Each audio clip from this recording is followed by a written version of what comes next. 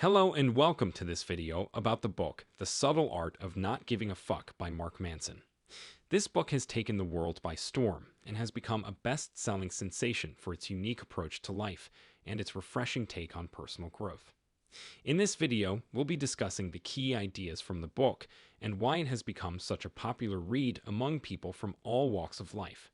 So sit back, relax, and join us as we dive into the world of Mark Manson and learn how to not give a fuck. In this video, we'll explore the idea of focusing on the important things in life and letting go of the rest. We live in an era of abundance, and yet, many of us still find ourselves stressed and unfulfilled. The reason is because we try to do too much and spread ourselves too thin. However, by learning to identify what is truly important to us and focusing on it, we can reduce stress and find happiness. You'll discover why self-criticism is key to being right, why we shouldn't compare ourselves to others, and why death should be the end for all of us. In this section, we'll discuss the idea that struggle is inevitable in life, but finding the right struggle is key to success and happiness. What we really want out of life is not always easy to determine, but having a clear and determined goal is essential for pushing through adversity. We'll explore why finding something you love and enjoy doing is crucial for success, and how the author of this book found his passion for writing about dating. Remember, it's important to say no to the struggles and tasks that don't bring you joy and focus on the few things that truly matter. The continued importance of having the right values is highlighted by the examples of successful individuals who, despite achieving great things, are still unhappy due to comparing their success to others. The best way to find happiness is by having healthier values to measure one's achievements. One example given by the author is of Pete Best, who serves as a prime illustration of the impact of having the right values on one's happiness.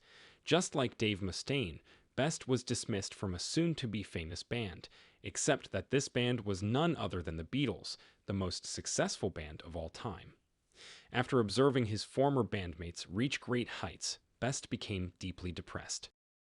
Nevertheless, he changed his values and came to understand that his true aspiration was to have a loving family and a joyful home life. Although he still enjoyed playing music, he didn't want it to determine his worth. This shift in focus led to a happy and satisfied life for Best, who even started playing music again, albeit for less well-known bands. The next topic of discussion is how to find the right values to live by. The previous passage discussed the dangers of focusing on negative values, such as measuring success by comparing oneself to others, or prioritizing pleasure and material success. These values can lead to negative outcomes, such as anxiety and depression, and have been shown to not lead to improved well-being. To avoid these negative values, it's important to identify positive values that are based in reality, helpful to society, and have a controllable effect on your life. Examples of such values are honesty, creativity, generosity, and humility. These values can bring about positive outcomes and lead to a happier, more fulfilling life.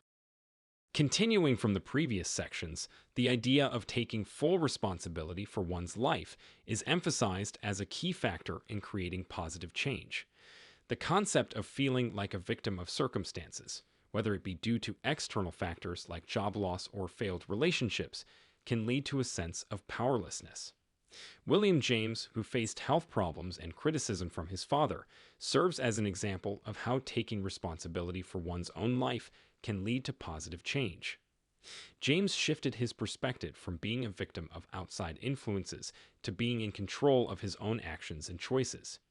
This mindset allowed him to work hard and become a pioneer in American psychology. The message here is to reflect on one's own actions and responsibilities in difficult situations, rather than solely blaming external factors in order to live a happier life. Buddhism can help address the tendency to avoid anything that threatens one's identity, known as Manson's law of avoidance. People often fear trying new things that may challenge their identity, such as showcasing their artistic work, because they are afraid of failure and losing their identity. Buddhism teaches that identity is an illusion and that labels are just mental constructs, and encourages people to let go of their identity to live a more fulfilling life. Practicing Buddhism can liberate people from self-imposed constraints and allow them to do what truly makes them happy. Continuing on with the book's summary, the next passage discusses the importance of accepting one's mistakes and insecurities in order to see positive change. It mentions that everyone falls prey to the delusion of being always right, and that to overcome this, one must be willing to question their beliefs and actions regularly. This process might uncover uncomfortable truths about oneself, but it is crucial to face them in order to avoid blind spots and behave in a healthier and happier way. The passage provides an example of a person who was hypercritical of his sister's fiancé and highlights how his false beliefs were hiding his own insecurities. The passage concludes that by being ready to question one's beliefs and insecurities, one can lead a happier life. The next passage highlights the dangers of romantic love, comparing it to the intense high of cocaine and the dangers of heartbreak. Romeo and Juliet is a famous love story that highlights the destructive nature of romantic love. Studies show that passionate relationships stimulate the brain similar to cocaine, causing an intense high followed by a crash, leading to a cycle of pain and anguish. The dangers of romantic love were known in Shakespeare's time, and he may have written Romeo and Juliet as a critique of the destructive nature of passionate love.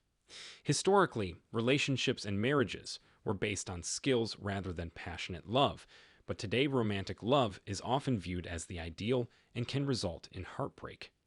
It mentions that while romantic love can be unhealthy when used as a distraction from personal problems, it can be healthy when both partners are fully invested in the relationship and offer support to each other. However, it also notes that overstepping boundaries or seeking to control the other is a clear sign of unhealthy love. In continuation of the video, the next passage focuses on the fear of death and the impact it has on our lives. According to the book, The Denial of Death by Ernest Becker, humans are unique in their ability to think about hypothetical situations, including death. This fear leads us to strive for immortality through fame, religion, politics, business, or other means. This desire for immortality causes problems for society and for individuals in the form of stress and anxiety. The solution is to focus on the present moment and enjoy the things we love, rather than striving for immortality and fame. The goal should be to spread happiness and joy and to find meaning in the present. The author of the book suggests that we need to focus on what's important and eliminate distractions that cause stress and unhappiness in our lives. To do this, it is important to overcome the fear of missing out and learn to say no to things that don't matter. We need to be selective in what we spend our time and energy on and be ruthless in prioritizing what's important to us. An example of this is given with CEO multimillionaire Mohammed El-Arian, who chose to resign from his high-paying job to spend more time with his daughter. In conclusion, it's time to simplify our lives and focus on what truly matters. Let's stop striving for perfection and eliminate the things that cause us stress and anxiety. Remember, we can't have it all, but we can have what we really want. So make a choice today and start living a more fulfilling life. And don't forget to take action and say no to what doesn't matter. Are you ready to simplify your life and focus on what really matters? Leave a comment below and let us know your thoughts. And don't forget to like, share, and subscribe to our channel for more inspiring content. Thanks for watching, and see you in the next video.